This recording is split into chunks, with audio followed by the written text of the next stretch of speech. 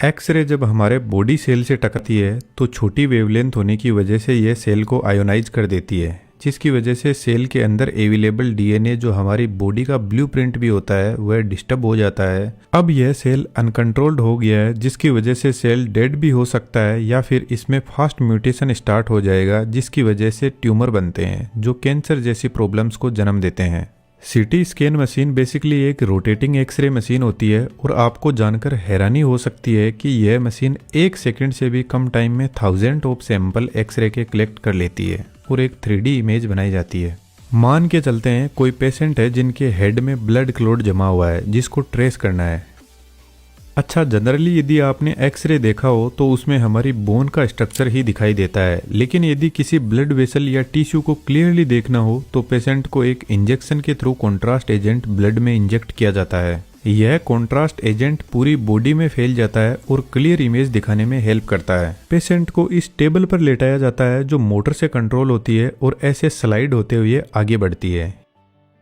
यह जो आपको बड़ा डोनट शेप जैसा दिखाई दे रहा है यही एक्चुअल में सीटी स्कैन मशीन होती है, जिसकी फुल फॉर्म है कंप्यूटर टोमोग्राफी।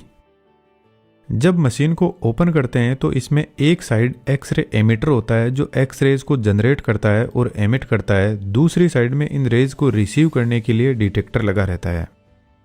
हम थोड़ा डिटेल से एक्सरे एमिटर को समझते हैं। बेसिकली एक्सरे एमिटर कुछ एक ऐसा ग्लास ट्यूब में बना होता है जिसके अंदर वैक्यूम होता है। इस ट्यूब के एक तरफ है कैथोड, दूसरी तरफ है एनोड। कैथोड में एक फिलामेंट लगा रहता है। जब इसमें सप्लाई देते हैं तो फिलामेंट गर्म होने लगता है जिससे इसके आसपास में हीट जनरेट होगी। अब कैथोड साइड में हम वोल्टेज बढ़ाते हुए 30 किलोवोल्ट तक करते हैं और इतने हाई वोल्टेज से फिलामेंट में थर्मियोनिक एमिशन होने लगेगा, जिसकी वजह से हाई वोल्टेज इलेक्ट्रॉन्स पर फोर्स लगाएगा और इलेक्ट्रॉन हवा में ट्रेवल करने लग जाएंगे।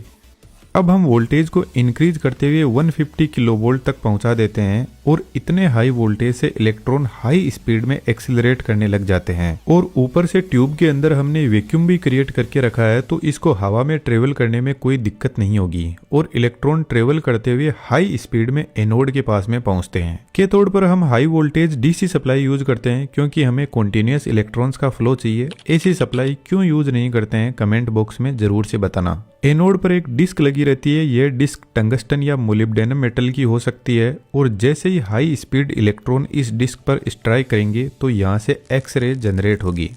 एनोड का काम है कि हाई स्पीड में जो इलेक्ट्रॉन्स आ रहे हैं उनको डी एक्सिलरेट करना, और डी एक्सिलरेट करने के लिए हमें इलेक्ट्रॉन से एनर्जी को निकालना पड़ेगा ताकि यह शांत हो पाए।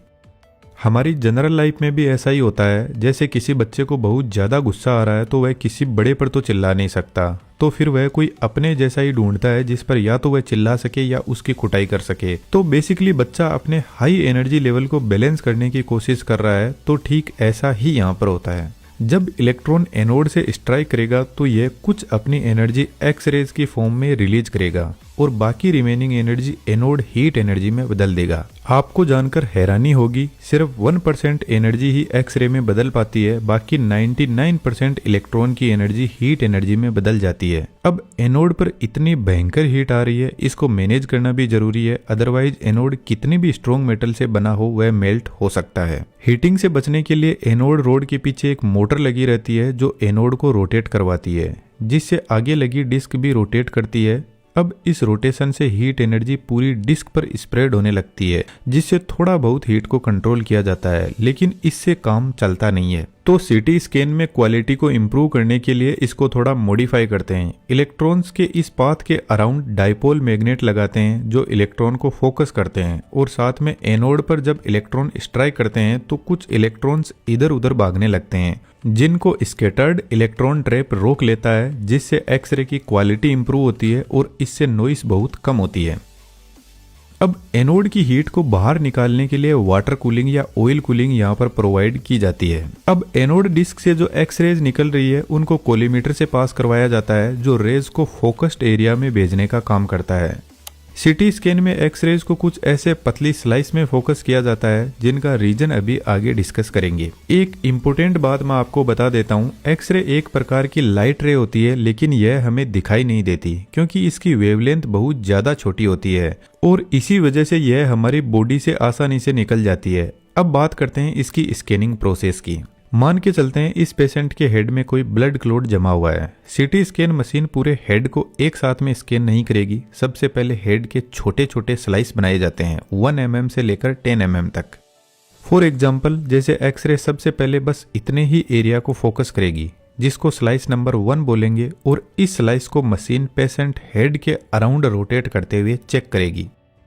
जब मशीन एक स्लाइस को चेक करती है रोटेट करते हुए, तो मल्टीपल सैंपल लिए जाते हैं और यह सैंपल मशीन का कंप्यूटर सिस्टम कलेक्ट करता रहता है। एक्चुअल में एक्सरे हमारे शरीर के बॉडी पार्ट्स के साथ में डेंसिटी के हिसाब से रिएक्ट करती है। जैसे यदि कोई बोन आ गई तो बोन की डेंसिटी बहुत ज़्यादा हाई होती है, तो एक्सरे इनको क्रॉस नहीं कर पाएगी। ब्रेन में जमा हुआ ब्लड क्लॉट की डेंसिटी ज़्यादा होती है रिमेनिंग बॉडी में फ्लो हो रहे ब्लड के कंपैरिजन में, तो इस ब्लड क्लॉट से कुछ ही रेज क्रॉस कर पाएगी, कुछ रेज को ब्लड क्लॉट एब्जॉर्ब कर लेगा। और यदि बॉडी में कॉन्ट्रास्ट एजेंट इंजेक्ट किया गया है तो एक्स रेज को यह एजेंट एब्जॉर्ब कर लेगा, जिससे इस एरिया की रेज आगे पास ही नहीं हो पाएगी। एक्सरे ब्रेन को क्रॉस करते हुए दूसरी साइड में डिटेक्टर के पास में पहुंचती है, जो इन एक्स रेज को कलेक्ट करता है और वापस इलेक्ट्रिक सिग्नल में कन्वर्ट करता है। सिटी स्कैन में लगा डिटेक्टर हॉरिजॉन्टल और वर्टिकल ग्रिड पैटर्न में सेट रहता है, तो एमीटर से आ रही लाइट को यह अलग अलग पॉइंट पर चेक करता है कि कितनी पावरफुल लाइट आई है, कौन सी जगह पर, और कितनी वीक लाइट किस पॉइंट पर डिटेक्ट हुई है। बेसिकली यह एक तरीके से शैडो कैप्चर करता है एक्सरे की। इसको मैं आपको एक सिंपल एग्जांपल से समझाता हूँ। मान के चलते हैं यह कोई ऑब्जेक्ट रखा हुआ है, लेकिन असल में हमें पता नहीं है कि यह कैसा दिखाई देता है, और इसके एक साइड में एक लाइट सोर्स लगाया हुआ है और लाइट सोर्स के जस्ट ऑपोजिट साइड में एक दीवार खड़ी हुई है जिस पर इस ऑब्जेक्ट की शैडोज पड़ेगी। तो हम शैडो से अंदाजा लगा सकते हैं कि यह ऑब्जेक्ट किस टाइप का है। यह होता है हमारा नॉर्मल एक्सरे। लेकिन सिटी स्कैन में यह लाइट सोर्स और दीवार इस ऑब्जेक्ट के चारों तरफ हाई स्पीड में रोटेट करते हैं, और इस रोटेशन से यह लाइट इस ऑब्जेक्ट को हर एक एंगल से देखती जाएगी और पीछे दीवार साथ में इसकी शैडो कैप्चर करती जाएगी, जिससे हमें पूरा ऑब्जेक्ट चारों तरफ से 3D में दिखने लगेगा। अब एक स्लाइस कंप्लीट हो जाती है तो पेशेंट को टेबल को हल्का सा आगे मूव किया जाता है और दूसरी स्लाइस की स्कैनिंग की जाएगी। इस तरीके से स्लाइस को 1 by 1 स्कैन करके एक प्रॉपर 3D इमेज बनाई जाती है। यह जो मशीन का पार्ट रोटेट कर रहा है इसको गैंट्री बोलते हैं, और इसकी स्पीड 0.25 to 1 सेकेंड पर रोटेशन होती है। लेकिन आज के modern CT scan high speed में रोटेट करते हैं और यह एक साथ में मल्टीपल स्लाइस को कैप्चर कर सकते हैं। अब एक छोटा सा क्वेश्चन आपके लिए, यह मशीन इतनी हाई स्पीड में रोटेट कर रही है और साथ में कंप्यूटर को भी डेटा सेंड कर रही है, तो क्या आप बता सकते हो यह अपना डेटा कैसे सेंड करती है? क्योंकि रोटेट करती हुई मशीन में वायर तो टूटने के चांस हो सकते हैं और वाईफाई ब्लूटूथ यहाँ पे यूज होता नहीं है। थोड़ा दिमाग लगाओ, वीडियो की लास्ट में आपको आंसर भी मिल जाएगा। सिटी स्कैन को पूरा ब्रेन स्कैन करने में मात्र 1 से 2 मिनट का टाइम लगता है, लेकिन इस 1 से 2 मिनट में क्या कुछ होता है हमारे बॉडी सेल के साथ में, उसको समझते हैं। यह हमारा एक हेल्थी बॉडी सेल है जो अपनी मौज में जी रहा है। और अभी हमने डिस्कस किया था कि एक्सरे के फोटोन के पास में बहुत पावरफुल एनर्जी होती है और इस फोटोन की वेवलेंथ बहुत शॉर्ट होती है, ओनली 0.01 नैनोमीटर से 10 नैनोमीटर। हमारा जो बॉडी सेल होता है उसके पास में भी इलेक्ट्रॉन अवेलेबल रहता है।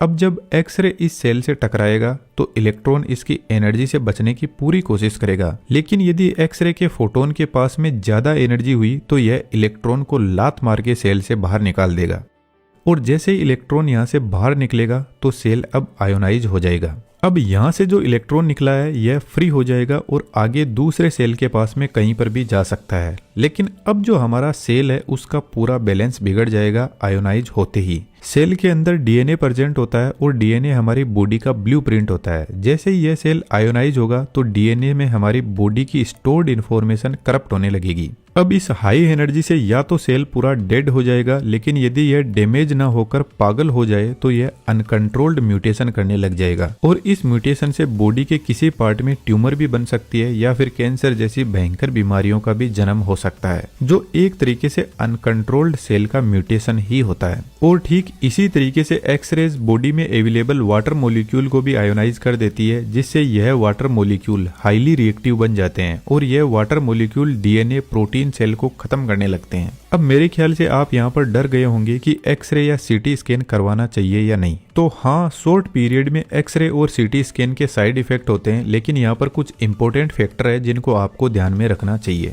एक्सरे की रेडिएशन को मेजर करने की एक यूनिट होती है जिसको बोलते हैं मिलीसीवर्ट्स। जनरली एक पर्सन पूरे साल में एवरेज 3 मिलीसीवर्ट्स रेडिएशन रिसीव करता है नेचुरल सोर्स से, जैसे कॉस्मिक रेज, रेडोन गैस से। तो सीटी स्कैन और जनरल एक्सरे में रेज की रेडिएशन कंट्रोल्ड वे में भेजी जाती है। जनरल एक्सरे में सिंगल चेस्ट स्कैन के लिए 0.1 MSV रेडिएशन की डोज दी जाती है और यही चेस्ट स्कैन में 7 MSV होती है, लेकिन यह रेडिएशन लेवल अलग अलग बॉडी पार्ट के हिसाब से इनको इंक्रीज या डिक्रीज किया जा सकता है। अब जनरल सीटी स्कैन और नॉर्मल एक्सरे के अंदर रेज को इतना कंट्रोल किया जाता है कि यह हमारी बॉडी को नुकसान ना पहुंचाए। यहाँ पर नुकसान सिर्फ इतना ही होता है कि नेचुरल सोर्स से जो रेडिएशन हमें एक साल में मिलती है उनको सिर्फ कुछ ही मिली सेकेंड में हमारी बॉडी में इंजेक्ट कर दिया जाता है, और इसी वजह से जनरल एक्सरे और सीटी स्कैन में भी हमारी बॉडी के कुछ सेल डैमेज होते हैं, लेकिन बॉडी इनको कुछ घंटे से लेकर कुछ दिनों के अंदर रिकवर कर लेती है। रेडिएशन की डोज इतनी कंट्रोल्ड वे में रखी जाती है कि यह हमारी बॉडी में कोई परमानेंट डिफेक्ट ना करे।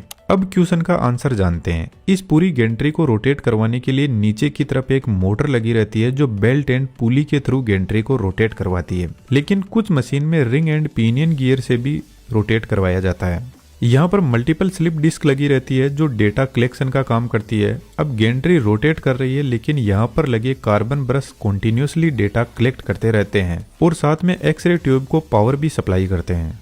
यदि आप ऐसा एनिमेशन सीखने में इंटरेस्टेड हो तो हमारे बेहतरीन एनिमेशन के कोर्स को ज्वाइन कर सकते हो, जहां हम AI और 3D से रिलेटेड और भी अपडेट रेगुलर देते रहते हैं। उम्मीद करता हूं आपको सीटी स्कैन और एक्सरे की कंप्लीट वर्किंग समझ में आई होगी। कोई भी डाउट हो तो कमेंट बॉक्स में जरूर से हमें बताना। इसके अलावा आप चैनल की मेंबरशिप के थ्रू हमसे जुड़ सकते हो।